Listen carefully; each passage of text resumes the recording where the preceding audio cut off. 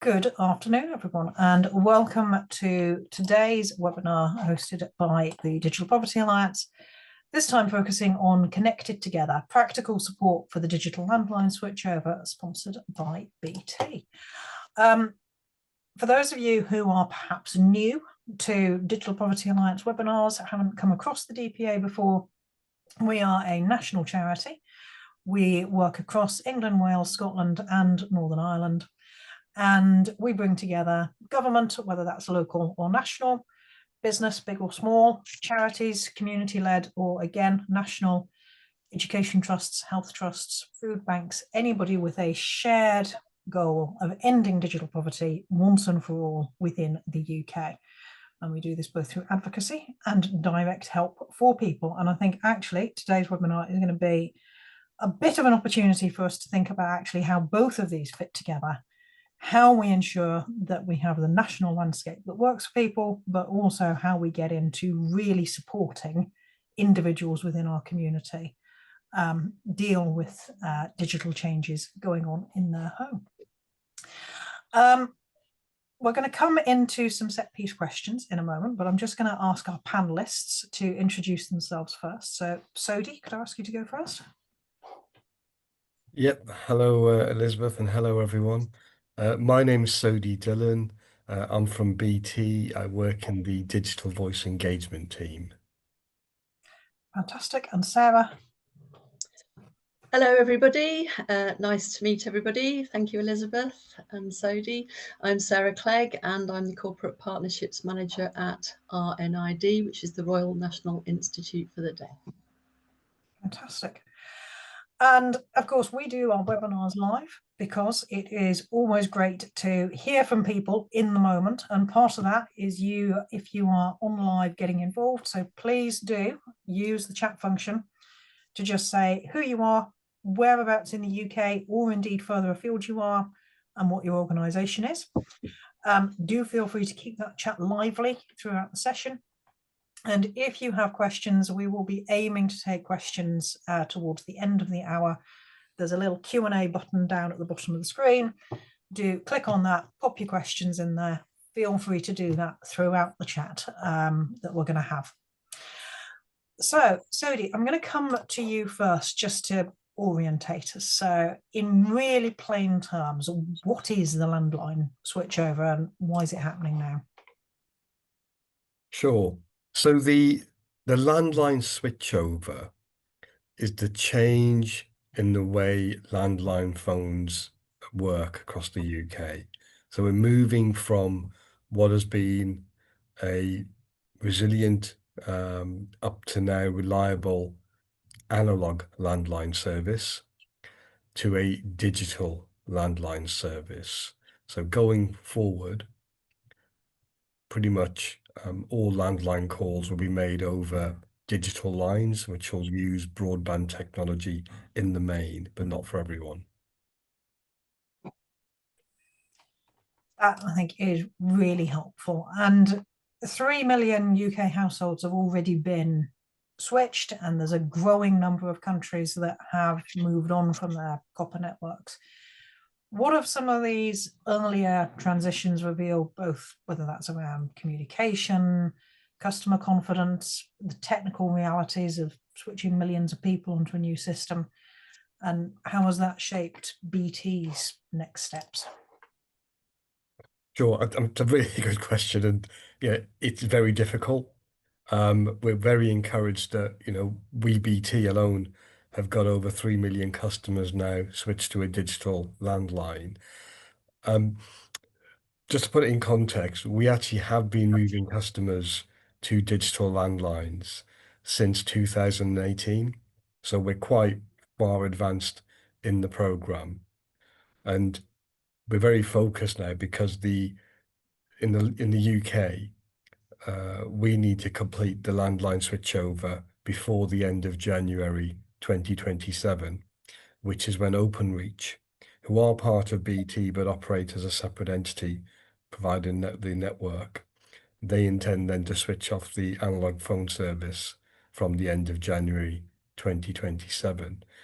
Now, this change is happening across the world, by other communication providers because it's a technology evolution.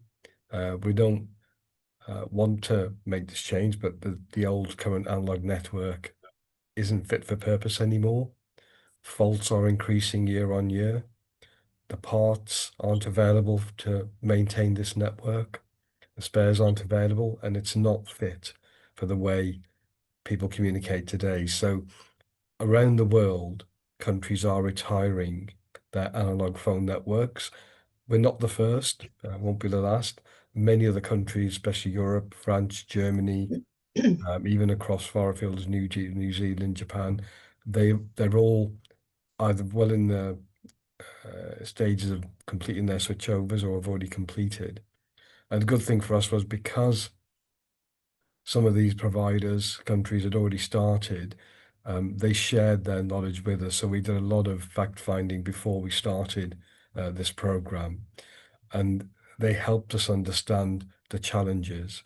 And one of the particular challenges and concerns is that over the tens of decades that landlines have been around, lots of products and services have been developed to work over the landline that aren't telephones. So other equipment like telecare devices, medical pendants, monitored burglar alarms, and thousands of other services in the business field like traffic light systems, telemetry, water monitoring, have all been evolved to work over the landline. And these present particular challenges because we as providers don't know what equipment customers have got connected on their phone lines. So hence there's been a lot of focus on working with our customers, working with organizations like yourselves to raise awareness and understand what customers have so that we can make sure they're supported during this transition. And there's evidently a lot of learning that has been brought into that. And I think it's really important to reflect that, yes, it's not just actually traditional phones that people are using. There's lots of other kit that we do have or have had in our homes that plugs into that box in the wall. Sarah, thinking about RNID's involvement in the digital voice advisory group that BT runs, how have you focused on ensuring accessibility and user experience were built into those plans from the start?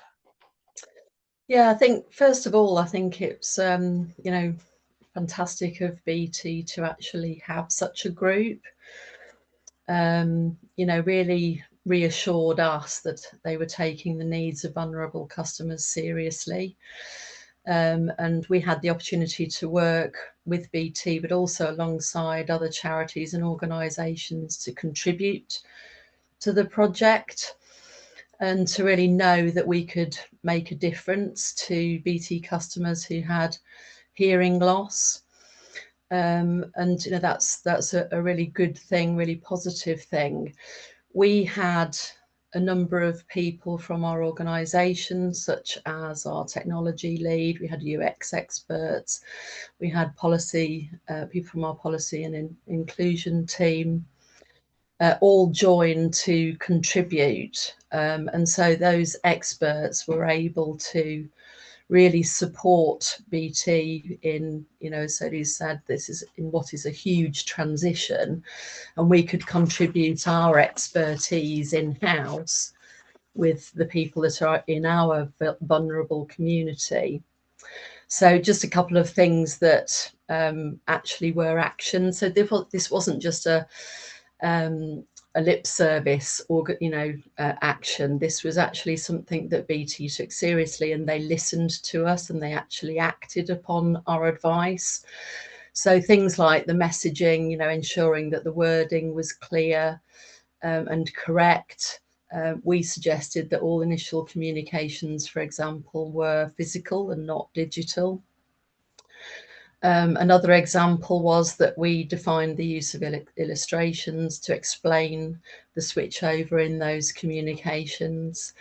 And I think all of those things are so important. Change is really often very stressful for our communities, especially when things go wrong and, technology does. Immediately there's that fear factor with technology that it could go wrong. So really making sure that BT were listening to not only our advice, but other organisations around the table and actioning those was really important. And I think actually it's something we'll come on to in a little bit, but actually the importance of some of those traditional communications, hard copy, something physical that you could get hold of, particularly for those people who are digitally excluded for whatever myriad of reasons, or a very light touch internet user. Those are incredibly important.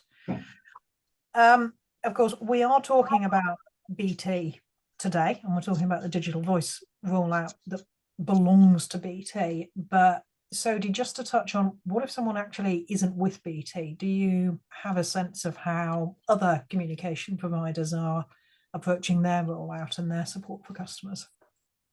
Yeah, sure. And that's a really good, again, and a really good point to bring out, in that, it's the network that is changing, and pretty much, all communication providers have been using the analog phone network. So on this program, it's been a unique experience for me because we are actively working with our competitors in ways that we've never done so before. So all communication providers are going through this transition. The timing may vary. All those communication providers that use Openreach's network, they'll be working to the same time frame of the end of January 2027. Other providers, such as Virgin Media O2, in some cases they have their own network, but for the same reasons why analog is being switched off, they're also actively working on moving customers and pretty much working to similar time frames. Now, what's been really positive is that a lot of organisations, Ofcom, telecare providers, and the government have come together on this programme. And collectively, amongst all the leading communication providers, we've established what's called a PSTN charter. This was, wasn't established in the early days. It was about 18 to 24 months ago this was established. And it's where we work together. We work with the government and leading organisations and charities, and Sarah said, the RNID have been a big part of this. We've established a charter to ensure a consistent approach to the landline switchover by all communication providers in the way that we communicate with customers and the support we offer. So we're trying to be consistent. And I think that consistency is incredibly important for people. And I think it's really helpful for everyone who's listening in today to sort of recognise that January 2027 date, regardless who you're with, that's the date that we're all talking about. And again, Sodhi, some households, particularly the kind of people that we represent and that a lot of the organisations probably on the call today represent, maybe don't have broadband or don't have fibre broadband or don't have a reliable fixed internet coverage. For these users, what mitigating measures are BT putting in place to make sure they don't lose their voice landline during the switchover? Yeah. So I want to just probably go a little bit technical here. What we're moving to in most cases, some people recognize as what's known as VoIP, voice over IP telephony. Effectively, the way calls are made over the network is very different to an analog network.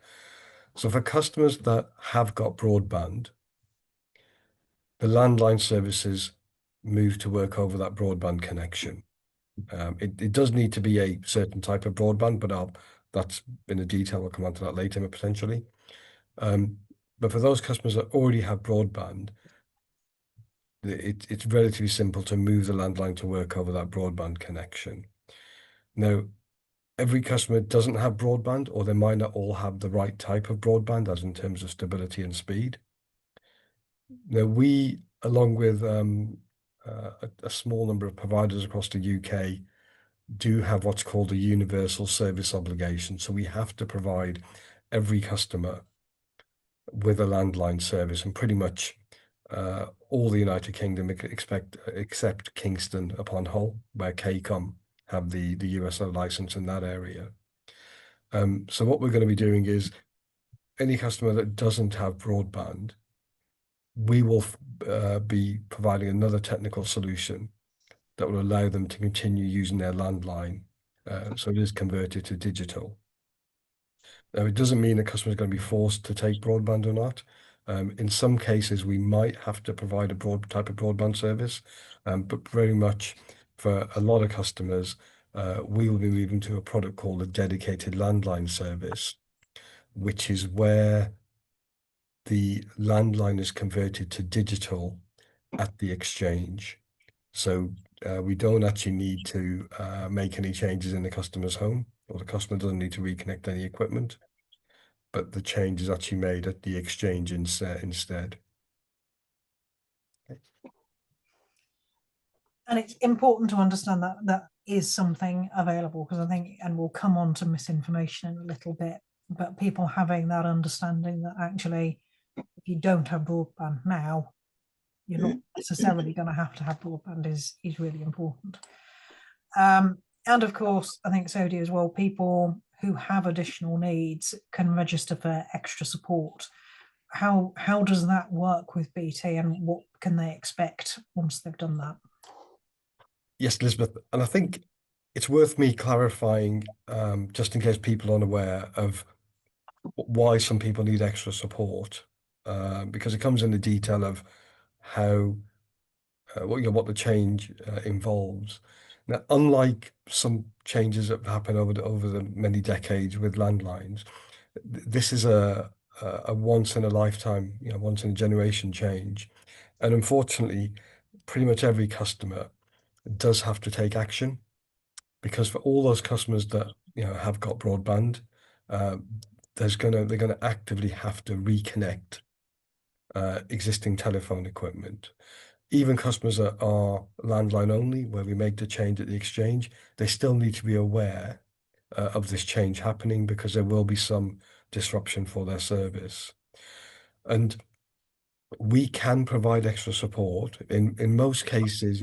As I said, we've got over 3 million customers migrated. The majority of those have what we've called self-migrated. We've given them instructions, sent them instructions, and they're able to make the switch themselves. But every customer has to take action, otherwise they could be left without a working landline. And it's particularly important, those customers that do have additional needs, like those are vulnerable, as Sarah says, those that maybe have hearing issues, other physical challenges. Not only do they need help migrating, but they may also have additional equipment. And that's really important for us to know, and all communication be aware of, because if we know a customer's got additional needs and requires support, or they've got additional equipment, we can then make sure that support is provided and that additional equipment is reconnected or checked to make sure that it still works. So that's the context behind why, for this program, we need people to engage and let us know if they've got additional need. If we know they've got additional need, we can then provide the support. Now, we try to make it as easy as possible. Every communication provider has got an obligation under Ofcom rules to provide additional support for customers who need it. And as a general point to note, a customer can get in touch or contact their communication provider and let them know. So whoever they're with, Sky, TalkTalk, they should be able to contact them through their normal means, either a number or online, and register for support. We've recently refreshed how we do that. We've captured it under what we're calling our Connected Together program that the Digital Poverty Alliance, Elizabeth, you've been promoting. That is it's a website, but it's also information, videos, a site. There's a link on there that customers can click on to register for additional support, or there is a number that customers can call. I will give the number out if people want to note it, if you are BT customers. It's 0800 077 8813. And either the customer or someone on their behalf can contact us to let them know they've got additional needs. That's really helpful, Sodhi. If you could just pop that number in the chat for people who are watching live, that would be great as well. We will also be working with BT through the Connected Together programme to work with community organisations to get some hard copy materials out around this as well.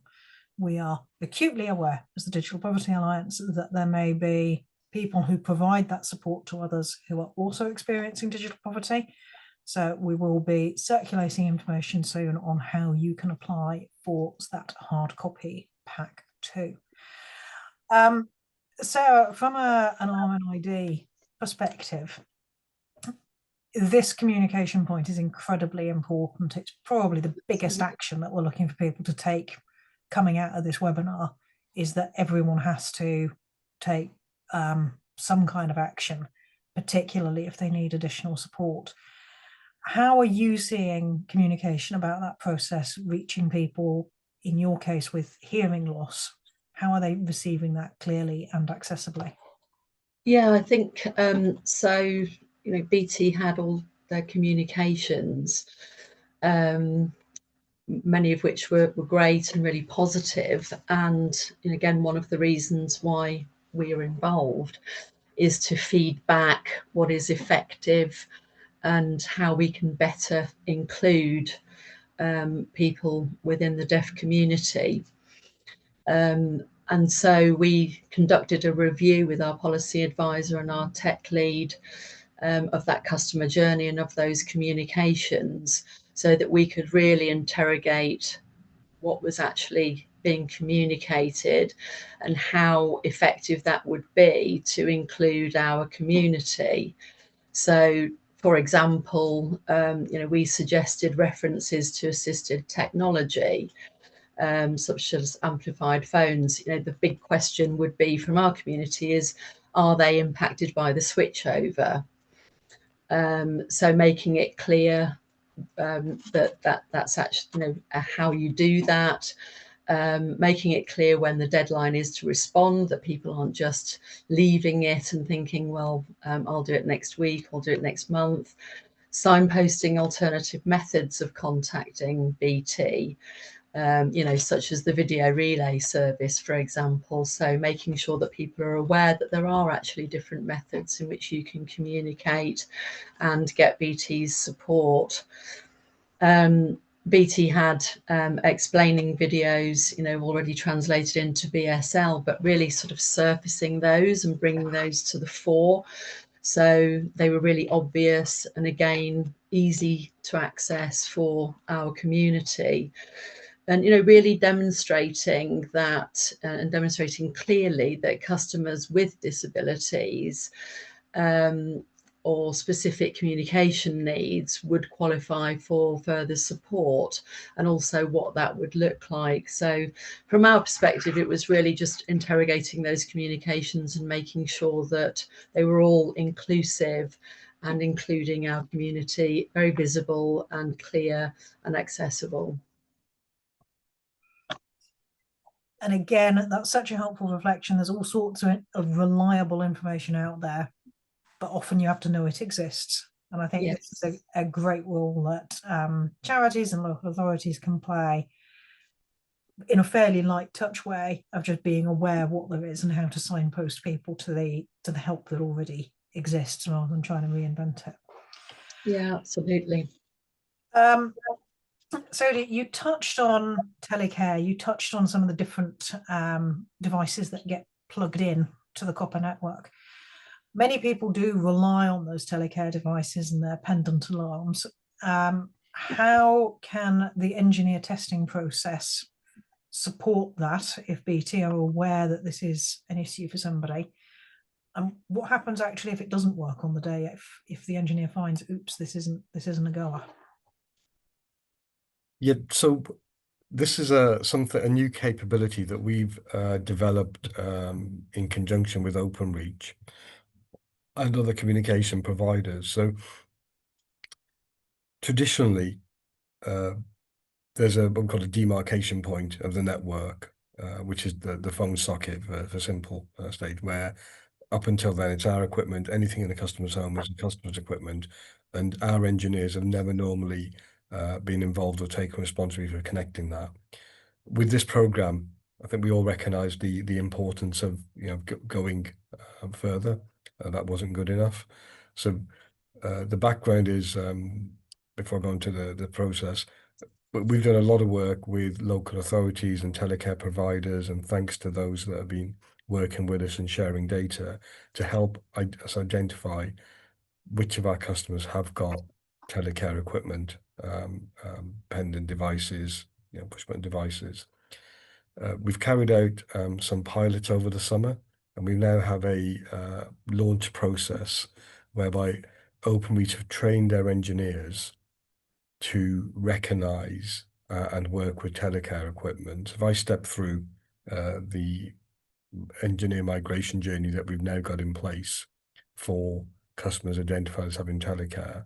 So what we'll do as a communication provider, we order a special telecare trained engineer to carry out migrations for customers who we know have telecare equipment. And the engineer will attend on the day. He'll be looking out for telecare.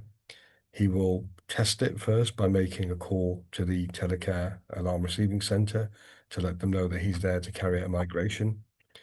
He'll carry out the customer's migration to digital voice and reconnect the telecare equipment and carry out further test calls to check that it's working correctly.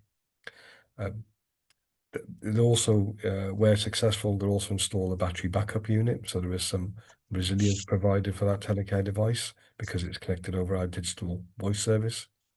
And the special capability is built in that if any part of that journey, the telecare device doesn't work, so at the end, once it's connected in, it's not able to make a call to the alarm receiving center, the engineer cannot, whilst he's there, revert the customer back to their landline. So they're not left without a working telecare device. And then the information is passed on to the communication provider so we can follow up with the telecare provider to look at what action to take going forward. And for me, what this really comes back to is for those people who know they have telecare, or for carers who know somebody who has telecare, it's making sure that BT or whoever the comms provider is know that, because if they don't know that, they're not going to be able to take the steps that need to be taken to ensure that compatibility.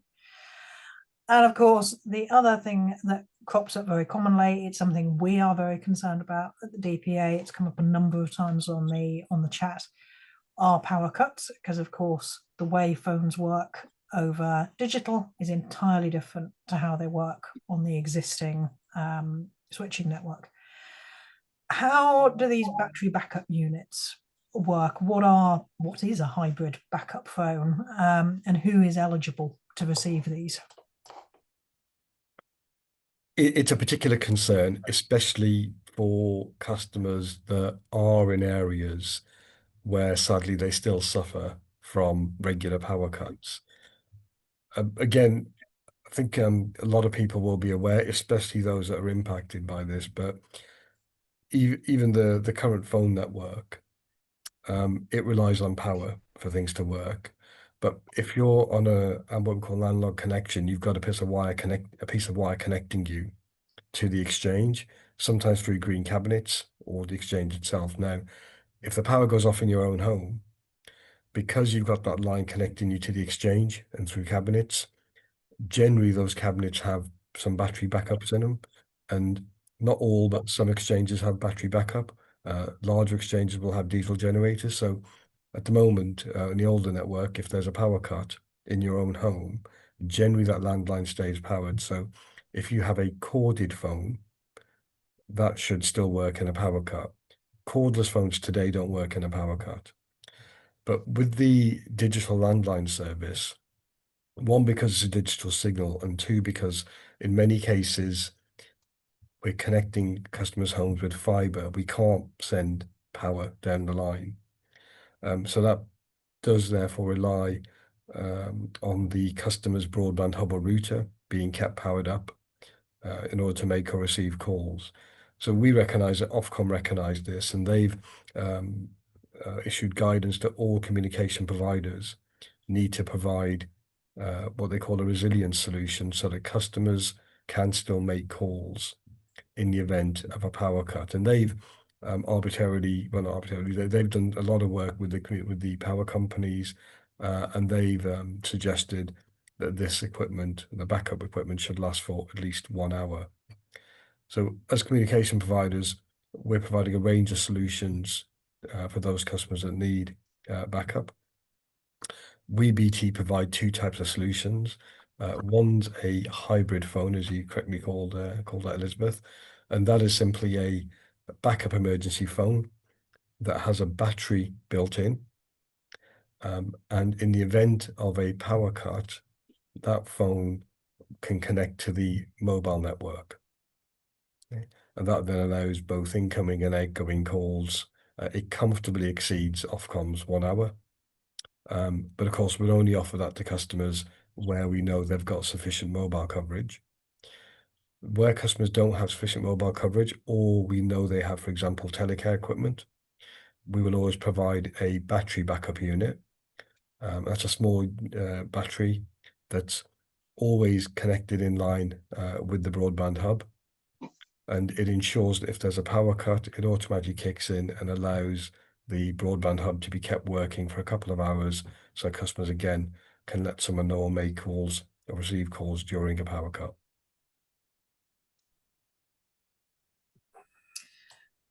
And hopefully that is a little bit reassuring for people. And I'm sure there's still many questions. And I'm sure if you've got specific questions about exactly how that works, what it looks like, Sodhi again can share a bit of information or some links where you can see it, so you can visualize it and understand a bit more about how that works. And of course, Sarah, many people with hearing loss rely on assistive technology. How do RNID see this transition intersecting with those technologies? Yeah, they do indeed. So, I mean, assistive technologies come in varied forms. It should really be a seamless transition if it's done properly. So the experience should be relatively seamless. What is assistive technology? Well, there's various equipment available. If you're aware of the phone ringing, that can be either amplified bells, or it could be strobe lighting or a flashing light. And most of these devices plug directly into the phone line, and that's really the most reliable way of doing it. The other is for the ring effectively to be detected. That's an acoustic signal, so that's fine. But the earlier example I've given you would need a plug-in, which is relatively easy. When you've got an extension, so some people may have a line that's going into different rooms, so that can be a little challenging. But the easiest solution, and correct me if I'm wrong, Sodhi, but I think in this case, the easiest solution is for BT to supply a digital voice a digital voice adapter. So that should actually solve that issue. But I think if you've just got a normal phone which has just got amplified sound, then that should be fine. You shouldn't need to actually do anything. And I think BT will supply the technology plug-in again. Sodhi, that's correct, isn't it? Yeah, no, that's correct, Sarah, and you make really good points there. So again, I can provide more information, but the tradition with customers moving to the broadband-based digital voice service, every customer gets a hub that allows a phone devices to be plugged into it directly. So 1 or 2 devices can be plugged in that using a doubler. We've also created a solution for customers that may have additional equipment connected to, as you quite rightly said there, Sarah, extension sockets. Because when you move to a digital landline, your with the broadband-based service, your extension sockets won't work. There's no longer any telephone signal for them. So we provide, as you said there, digital voice adapters, which allow existing phone equipment that's normally plugged into extension sockets to carry on being used. I can describe these as small little devices. They plug in a power socket for power, phone plugs into them, and they talk wirelessly back to our broadband hub. And I think, yes, anything that we can, any info we can share on those would be great, particularly for people who, certainly I know that our power socket is not actually near our telephone socket. Because of course, why would it be in an old house? Why would you need that? So how things like that are overcome, I think would be really helpful to share so that people can start to think about those questions.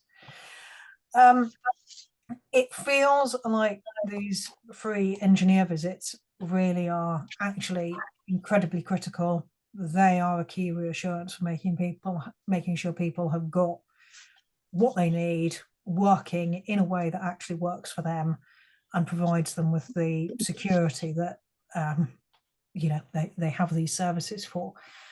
How do these get scheduled? What happens during the visit, and how are you ensuring also that people kind of confirm they're definitely ready for these visits?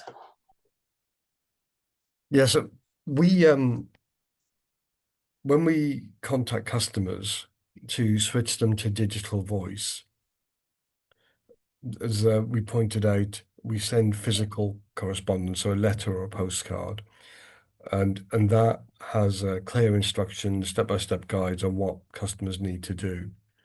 And there's two kind of scenarios, or several scenarios where customers can request an engineer.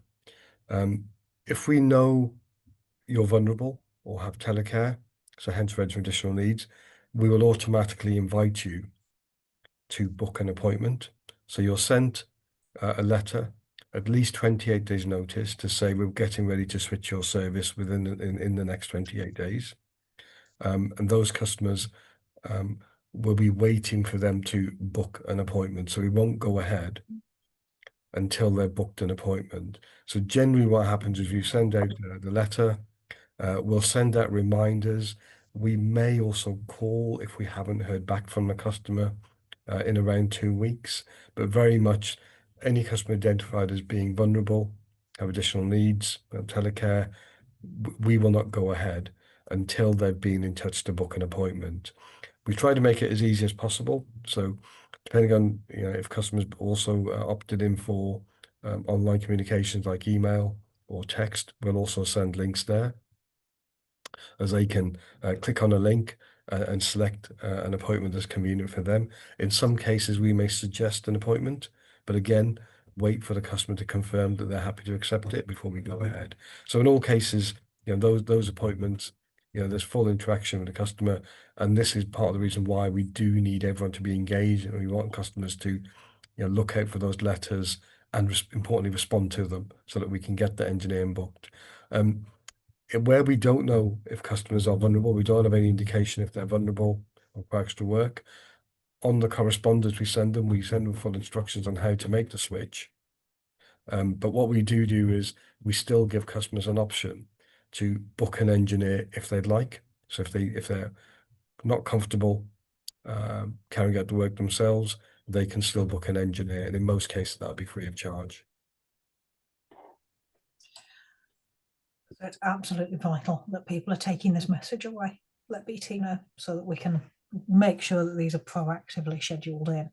But it's also great to know there's ways of still getting hold of that if you've not taken that opportunity. There's a lot of things that people do need to do, that people do need to be aware of, but there's also a lot of misinformation circulating around this, whether it's around extra charges, whether it's around people totally losing landlines and not existing anymore. What myths, Sodhi, are you encountering them, and what's the easiest way to counter those with facts, particularly if you don't work for BT? So you've just heard this myth and you need to deal with it there. Yeah, it's a really good point. So what we're finding is with the engagement, there's a lot of customers are very anxious. They're really worried because a lot of in some cases they've heard incorrect information, or they've already assumed that any change is going to be negative. And the key ones are that customers where they're misinformed, they think they're going to lose their landline, or they're going to lose their landline number. And I just want to reiterate that when we move customers to digital voice, no matter who you're with, you keep the same number. So, we do our best to make sure customers don't lose their landline number. It's simply transferred from the analog service to the digital service. The other myth is cost. There's no cost for this change. It's something we're having to do as an industry. So there's no extra cost to customers. If they need new equipment like a digital voice adapter or a new updated hub, it's provided free of charge. Those customers that are eligible also will get free engineers. So there's no extra cost. The only time the price of a customer's phone service may change is if they recontract. And the prices could go up or down depending on whatever the contract is. But for this change alone, switching to digital landline, there is no cost. And thirdly, quite importantly, is telephone equipment. We know previously when we launched digital voice, there's a bit of confusion. We were offering a lot of new digital voice handsets, and that meant customers assumed that they couldn't use their existing telephone equipment.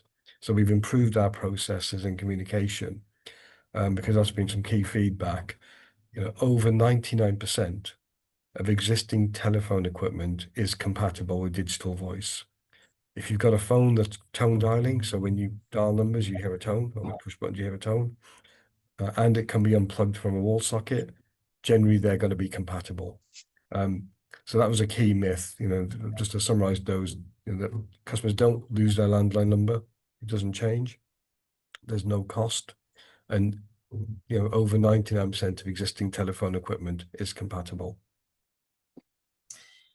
That's really helpful. And I guess the flip side of that, particularly if we have people who are family workers on today or local organisations, is if you know someone who's got a phone that doesn't plug into the electricity, that's the kind of phone that's going to need to be changed.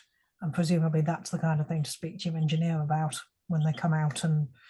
Yeah, just to clarify, Elizabeth, it's telephone socket, not power supply.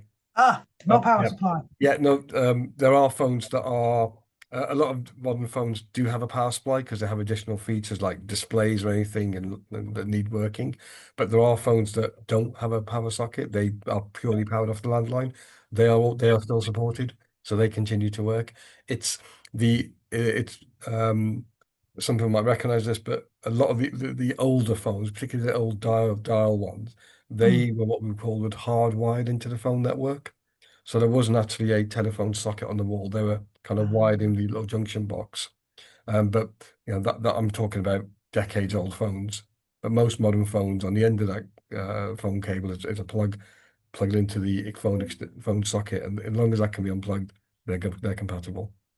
There we go. Myths in action, live. So we've got lots of different organisations on the call today, and probably lots of people who aren't watching this live but are going to be watching it in the coming days and weeks. If you are a local authority, a housing provider, a library, a charity or voluntary organisation, what are the most useful actions you should be looking at taking in the next month or so to prepare the people you support? Yeah, I think it's raising awareness. If you can, well, there's a couple actually. So if you're a local authority and you provide any kind of adult social care using equipment like telecare devices, anything like that, then make sure you've got what we call a data sharing agreements in place with your communication provider so that you can share information with them to help identify those customers. Otherwise, it's very much raising awareness and making sure that any customers or any residents that are vulnerable, that they have flagged to their communication provider that they have additional needs. The Connected Together campaign is a great starter for this. So as the DPA have been sharing, We've created a specific campaign called Connected Together. There's a website, there's collateral that we've sent out that you can reshare. There's some simple video guides on the website which explain the switchover in simple terms, and importantly, there's information there on how customers can register for additional help. But what we really need is, organizations like yourselves and local authorities to kind of be the trusted voice. Unfortunately, a lot of the time, the only thing customers get from us is normally a phone bill or a letter saying, please upgrade and buy something else. So, that's one reason why a lot of our communication doesn't get through or doesn't get reacted to. So where, local authorities and other organizations can help is being that trusted voice that you're more likely to customers to trust. Like the RNID, they've been signposting the switchover. So as long as customers can be aware of this, and they know that it's not a scam, they know they're not going to be sold anything, so you're not going to be missold anything, and they know it's not going to increase their prices. We just need them to make sure that they know this is happening and to look out for the instructions from their communication provider. And so from an RNID perspective, it feels like that partnership is really key in making sure that it is this kind of two-pronged form of communication and information. Yeah, no, it absolutely, Elizabeth. I mean, we play a crucial role, contributing our expertise, lived experience. We're a national charity, remember, as well, and our community reach really helps BT to understand and meet the needs of our community. Our role is to really help to ensure that consistency and effectiveness. And we've been involved in testing of assistive technology, customer trials, communication reviews, really trying to contribute and support BT with standardized accessibility recommendations and applied access across all of the regions. We've input policy advice, aligned communications, and making sure that they're consistent across all of the local channels. We have RNID near you, so we also have groups around the country where we can collect insights from local service users. We're also communicating within those groups and we're getting their feedback as well. So I think that role that we play as a national charity with our community is absolutely critical as a partnership with BT. Amazing. And I think that's something actually that lots of organisations can hopefully feel inspired by and to try and replicate.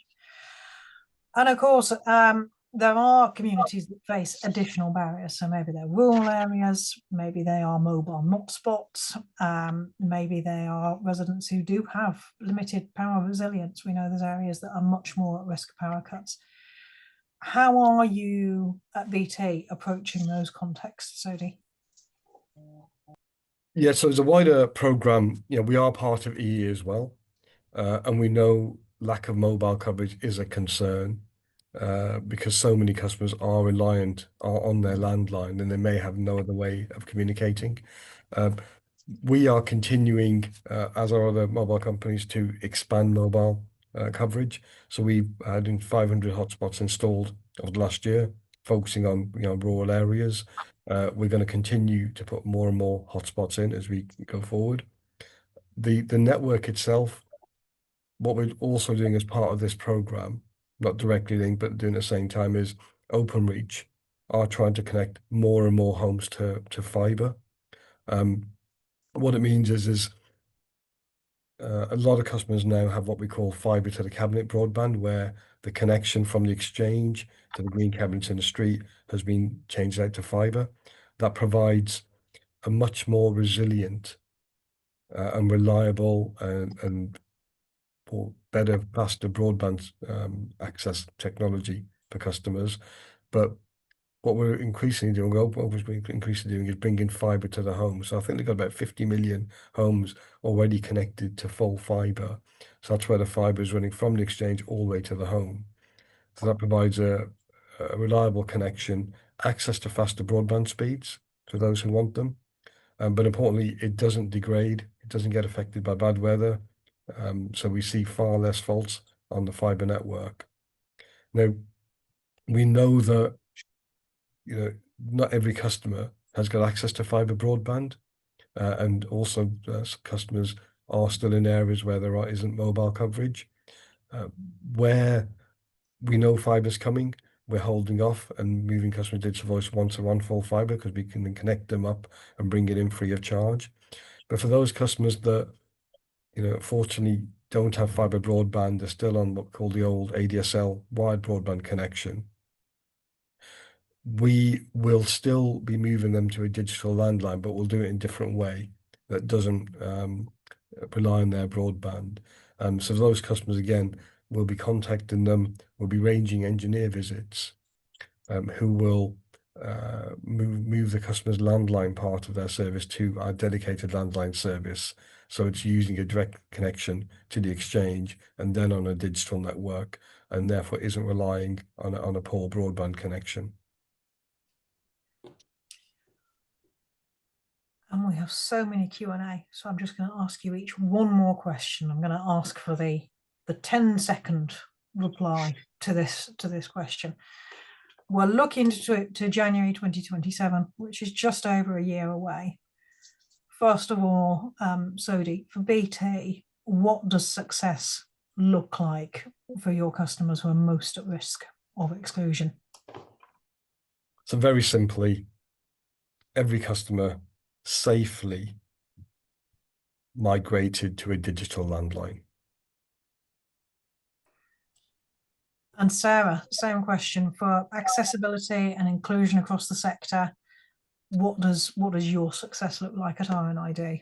Yeah, I think for us, it's every customer that's in our community can confidently navigate the digital voice switchover, and really ensuring that they've got that accessibility. But that's absolutely key. Okay, thank you both for what has been so far an incredibly informative session. There's certainly things I've learned, and I'm sure there's things that other people have learned as well. We have 22 questions, which is arguably a record, and we are not going to do 22 questions in 10 minutes, but I'm going to try and take some really quick win questions first, and then we'll move on to some of the more detailed ones. So one is around the fact that or a couple actually, are around the fact that there are a number of web links and people need phone numbers and hard copy literature. The phone number, again, is 0800 077 8813 for BT customers.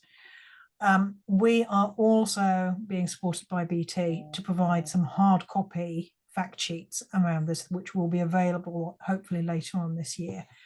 So if you're here today, you're very lucky, because I'm going to put the pre-registration form link in where you can sign up to ask for a pack of those leaflets to be sent to you. If you're not watching this live, rest assured we will email this around our whole community a little bit nearer the time. So that takes off some of those. There are questions about whether there's any cost at all for people who are being moved over or need extra support. Sodhi, can you give the speedy no to that one? Yep, no. If customers need additional equipment, it's provided free of charge. And if customers need an engineer visit, they are free for those customers that have additional needs or are vulnerable. And the same with the battery backup unit. I didn't mention the resilience solutions. Those are available for any customer to purchase. But if you're landline dependent, so you have no other means of communicating if there's a fault with the landline, and you're vulnerable or elderly as an over 75, then you're entitled to those free of charge. Excellent. So I think what we're saying, particularly for vulnerable and digitally excluded customers, in answer to Tessa's question, what additional action equipment is needed for the move, people can, if they're a BT customer, they can rely on BT to provide that support and information. Yep. Fantastic. That is great. Jeff asks whether customers can sit tight and wait for the change, or do they need to be active and make contact with their provider now? In most cases, we'd suggest you wait for your communication provider to contact you. The only action we'd say I'd recommend to take now is one, if you have additional needs, to make sure that you've registered those with your communication provider. And also, if you have specialist equipment, like monitored burglar alarms, like telecare devices, again, make sure your communication provider knows, but also in advance of the switchover, if you're not sure, check with the provider of those services to see if they're compatible. In some cases, that equipment may need to be upgraded or changed, and your provider can advise you on that. Excellent. And we do have a couple of questions, including one from Hannah, about how customers who are unpaid carers can be flagged up on the system. Is this the same system where you contact BT or you contact your comms provider and they can log that you have that emergency responsibility? In some cases, yes. So you can contact the registered additional needs. You will need permission from the customer, either by them being on the phone or providing their account details to be registered alongside the customer to be copied in communication. What we've also done, and again, this is based on the work we've been doing with organisations like the RNID, is we've made it easier and simpler for a third party to be nominated, to be copied in on the digital voice switchover information. That normally happens. So when we contact a customer, we send letters out, and we can be done in advance as well. But on the initial instructions, we do provide information on how, if a customer doesn't feel up to going through this themselves, they can provide details of a third party. Could be a friend, a family member, who will then be copied in on all the order information and can help them through the switchover.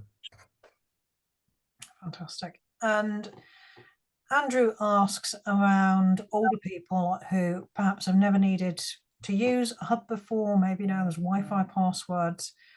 Again, it's a big concern that we see at the DPA. Will the engineer who visits, if they're eligible, support those customers with that information, how to do that, how they're getting those new skills? Yes, so very much. In most cases, we're not giving new customers broadband.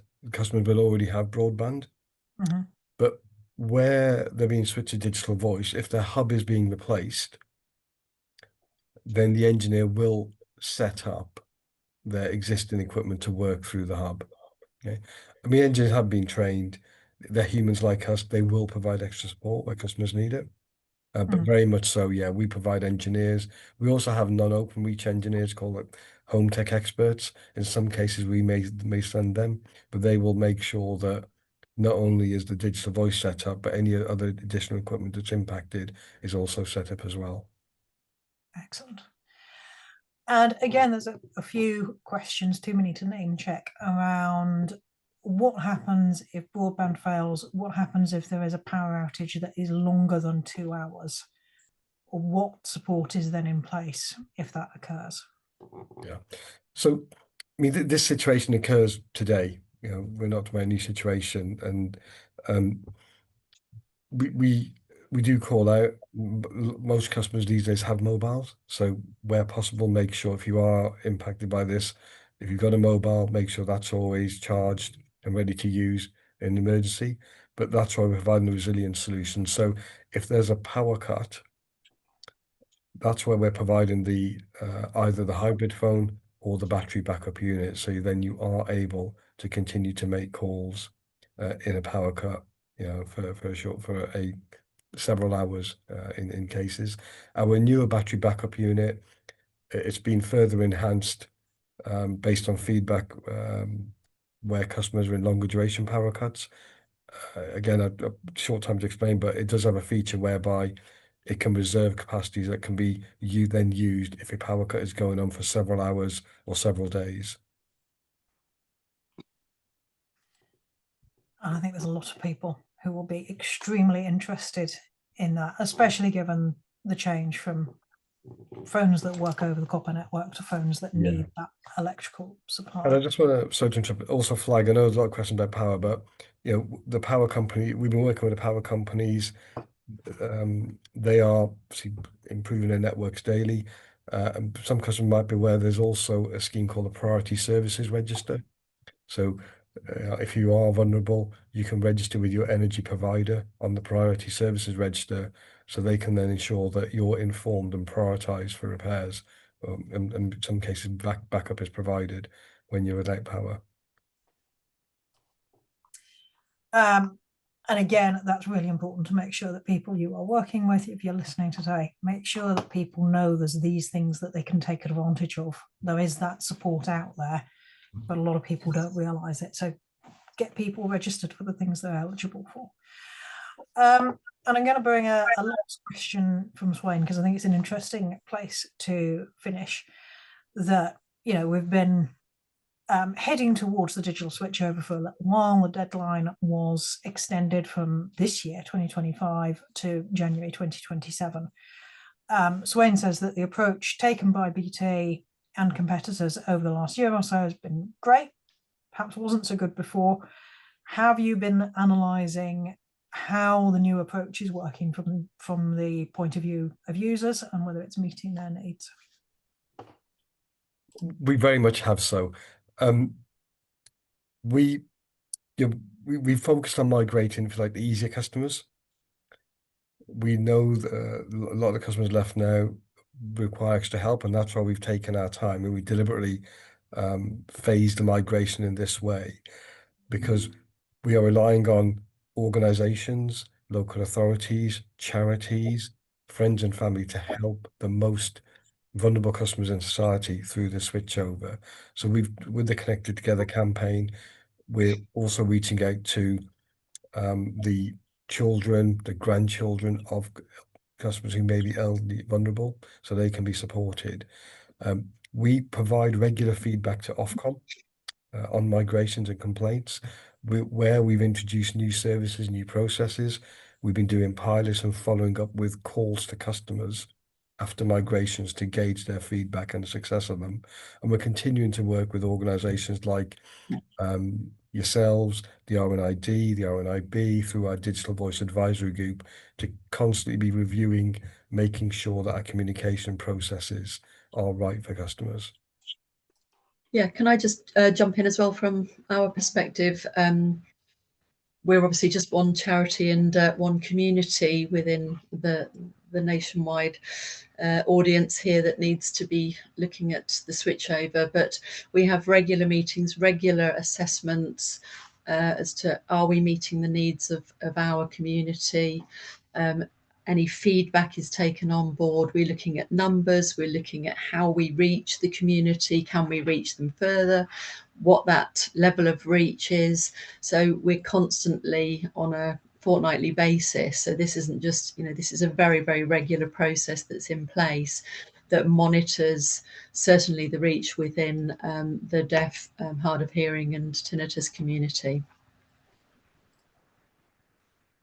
And I feel like this is a conversation that is going to run and run, because it is this unique requirement, actually. It is a unique need for companies like BT, but also many other communication providers are available.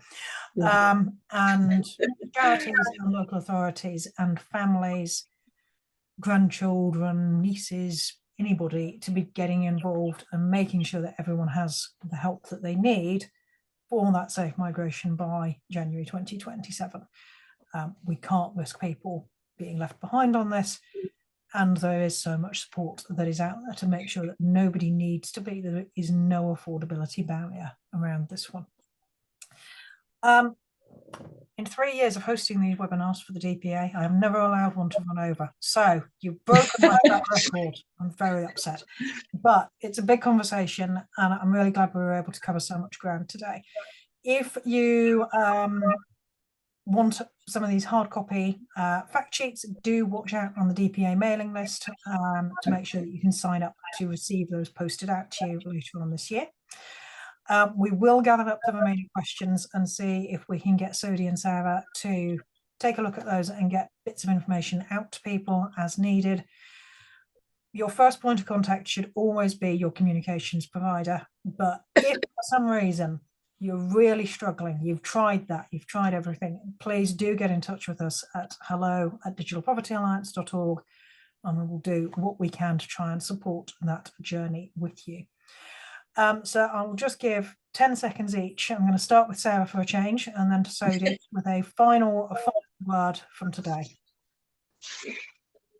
Well, I think it's just really about supporting vulnerable people within the communities that BT and other providers serve, really, and making sure, you know, as I said, a kind of reinforcing what success looks like in making sure that everything is accessible to everybody and that we are absolutely being inclusive. And if we can get that navigation across to everybody, then I think we've done a really successful job across the board. Well, thanks, Sarah. I think just echoing that, and it's very much about, we want everyone to be reassured about the landline switchover. Unfortunately, it does need to happen. And there is a deadline of January 2027. We don't want to risk or see any customers losing their landline, because we know, you know, a lot of people depend on it. The changes are for the better. It's a transition to go through, but please help us raise awareness that this change is happening, and support is available, and we need to make sure that most vulnerable in society are aware and supported through this change. Fantastic. Thank you so much, Sodhi. Thank you so much, Sarah. Thank you, BT, for supporting this webinar to go ahead today. If you like the DPA and you go, this was an interesting session, I've never been along before, do visit digitalpovertyalliance.org. You can find out lots of ways to either support what we do, support the mission to end digital poverty once and for all within the UK, and sign up to our community and join our mailing list. I hope I'll see you again soon. Take care. Thank you very much. Thank you all. Thanks all. Bye.